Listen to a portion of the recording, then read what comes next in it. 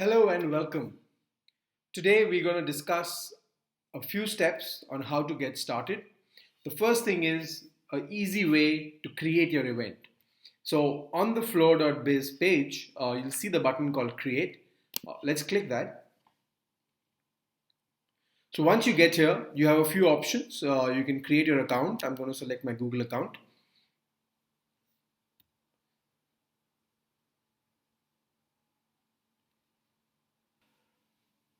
So once you log in, the next step is to create a unique URL for your event.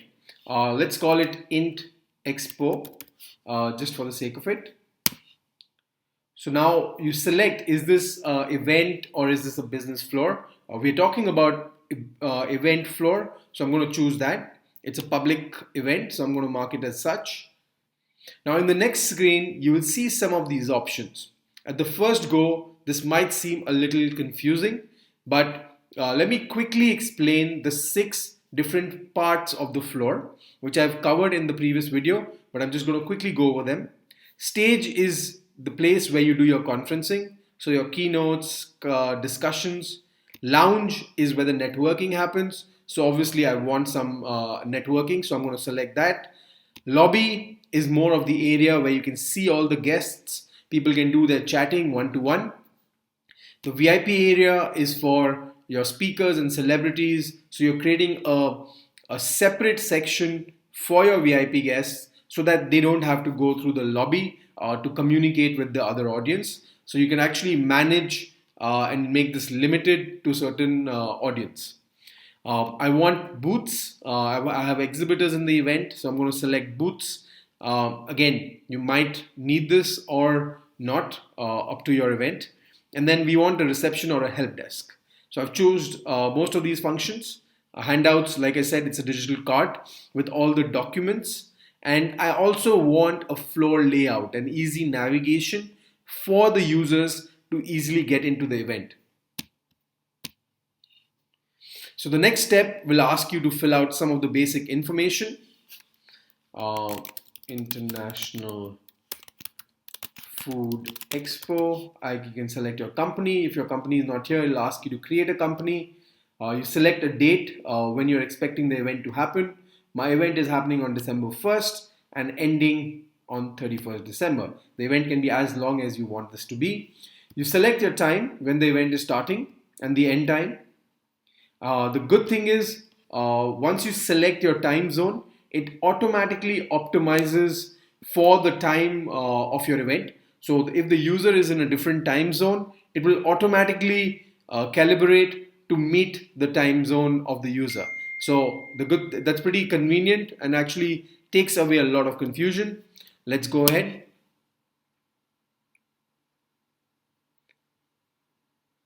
Voila, your event has been created. You actually have a live floor page. And this is your link, which you can copy and share with your audience. And let's quickly sort of get in and see what it looks like.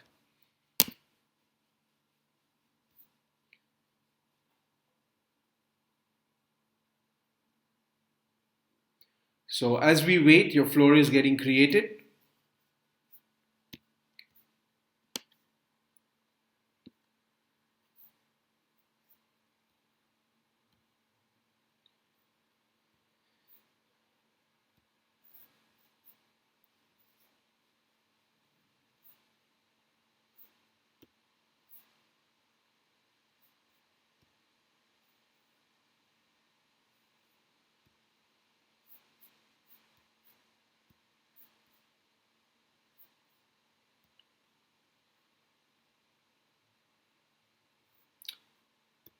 So as we enter, the first thing that you see is a little navigation explaining the different parts of the floor to you. So it makes it easy for you to know what is where. Your floor is pretty much, this is when you enter. So you get welcomed with a basic floor layout, and there's a lot of customization you can do. And we will touch upon the things one by one. The first thing I would like to sort of start off with is the dashboard. Now, this is where your different elements of your control panel lies, right? So the bento box on top, the fourth button, We'll cover each of the buttons one by one. But the first thing to know is you have all these settings right here. Uh, there is settings, there is event information, there is a tab for adding your users, for updating your floor, as in adding tables, lounges, booths. So all of that can be done from here. So yeah, so let's quickly get started. The first thing would be the settings. Now, depending on the event type,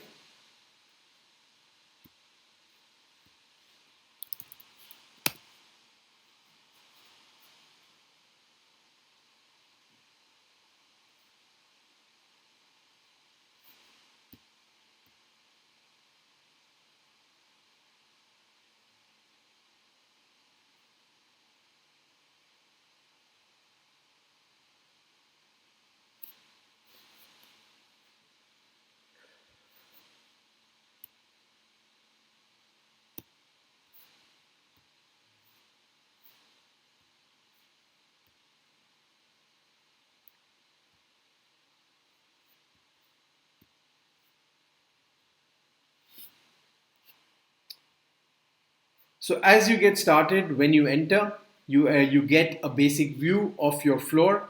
It has been set up for you. You will start with this welcome page, which has the basic information of all the functions you've selected.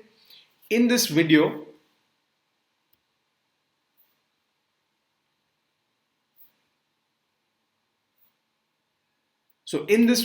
we will cover the first thing is the admin dashboard, which is extremely important to figure out how to do different things on the floor.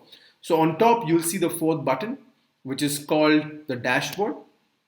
So this is more like your control panel, where you can pretty much look at all the different functions and control everything you need. Um, the first thing we would like to sort of do is the settings. So in this video, we'll just cover the different aspects of the settings. What you see in the first section is called section settings. Now, depending on your event type, there's a lot of options, right? We covered this in the other video, but it gives you all the different options that you have on the floor, and you can choose to enable or disable anything at any time. So let's go ahead and quickly disable everything for a second. So now you can see that by default, you only have a stage, right? This is where your conference happens. Maybe it's a simple meetup and you don't need anything. It's a bare bone event. So yeah, you simply have a stage and where you have all the stage functionalities where you can do your sessions. But maybe you also want a help desk. So you can enable that. We'll get into that. You want handouts. You want to give out content to the users. You want a floor plan, so which is like an entry page, easy navigation page for your users. And there are a couple of options there we will get into. The lounge, I want a lounge. I want a lobby. I want booths. And we will cover each in separate videos. I want the VIP lounge. So I've enabled everything. Let's go down further. Now, in the lounge settings, right? So what you see is you in the lounge you have the options to make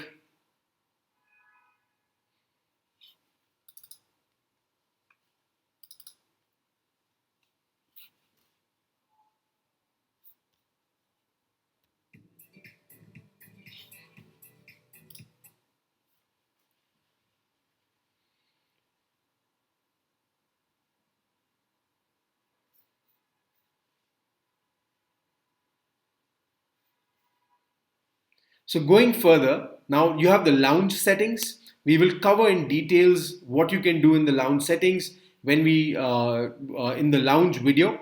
But you have certain functions on how many tables you want, your permissions to allow people to watch while others are on the table. So there are certain functions which is covered in the lounge video. In the floor layout, you have a couple of options. You want a 2D block view or you want a 3D layout. You can choose one of those. And again, each sections, there are separate videos. For the stream, there are certain functions, not much you can do here. For your branding, you can upload your logo. And then you have your help desk, as in you can upload your own videos. And then we are adding a few more functionalities in the help desk itself, but this is right where you control some of the basic settings of your floor. I hope this was helpful.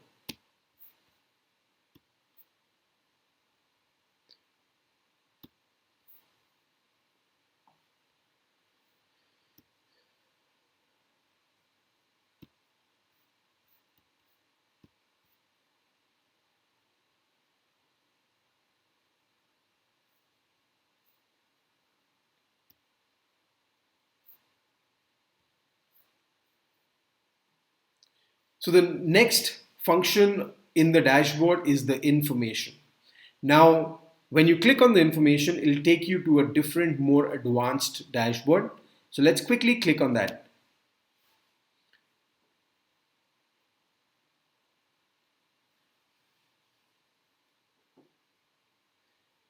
So the advanced dashboard, there are a lot of information that you can ignore, but this is extremely useful if your event is public event, because when you include all these information, it automatically populates your digital event information, which is further shared with a lot of affiliate platforms, and primarily 10times.com, if you've heard of it. It's a marketplace for business events. So all the information you put there helps you drive new audience to your event. So feel free to update the different elements in your information, your social hashtags, your website. So any information you might not have provided before, you can include that from this info page. Cool. So going back, the third button is the users tab. Again, when you click on it, it'll open the same advanced dashboard. Now from here, the good thing is you can either set up your registration form, which is you want the different questions you are asking when you're using the floor. You can add custom questions from right here. So you click and you add a custom questions. I want to ask, what is your industry? Right? I can add the question and then I can give my options, as in I want this to be a select box, then I can include my answers. So you can include your different answers and then the users will see that, and you can make this mandatory or you can make this optional. It's up to you. So again, first thing is you can set up your registration form if you want to use our registration link. Otherwise, you can upload your registered user data. You can do bulk import. Currently, my team will help you to sort of import this data and make sure that you're able to sort of navigate and understand how it works. So pretty easy. You can import your data for the users and then keep a check on their status. So there are a few good things you can do, but it requires a little bit of hand-holding. But the logic is pretty straightforward. You come to the user tab, you upload your data, or you set up your registration form in order to navigate and get going. We will have a separate video talking in detail about the different registration options. So make sure to watch that video.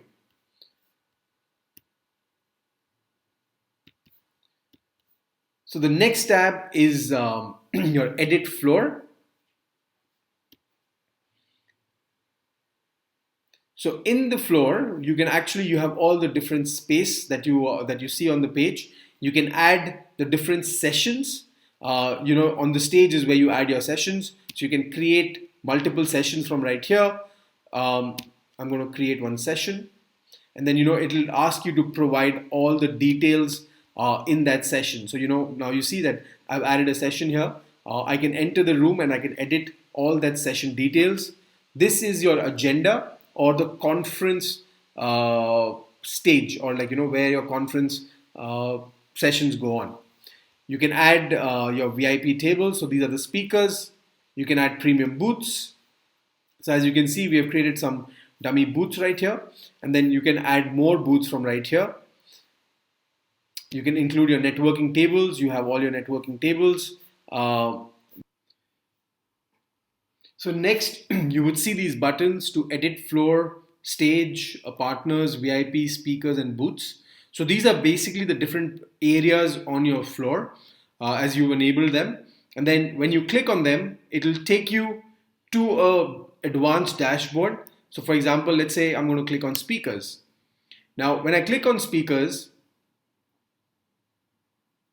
so a page will open up where you can upload all your speakers at one go. So you can add one speaker at a time and then choose which session they're talking in, or you can bulk upload them and my team can help you with that. But yeah, so the good thing is you have all these sections. You can go into them and edit them. Make sure to watch each individual videos depending on what you need to use in your event. But yeah, it takes you to that section where you can edit them. After the different sections, you'll probably want to sort of work on your registration and the user flow. So when you click on the check-in rules, now a check-in is basically a user registration and his attendance. So think of it as a movie ticket. So, but as a movie ticket, you obviously can have many options. Again, it is best if you have a complicated plan in terms of paid ticketing, different permissions. You make sure that you take support from my team, or you can try doing it on your own. So when you get into your registration process, you can choose the different options that you want to allow for your users with email, phone, social logins, email logins. So all of that is possible. You can choose enable, disable them as per your requirement.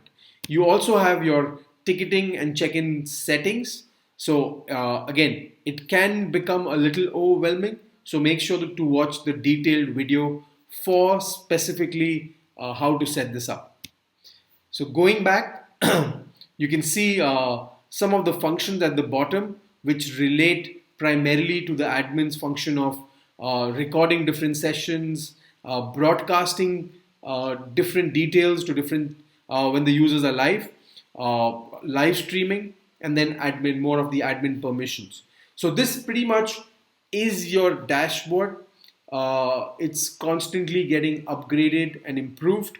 So what you need to know is the dashboard is your control panel where you control the different aspects of your event. So each element would be covered as separate videos, but if you really want to dig in, this is the place where you want to start exploring.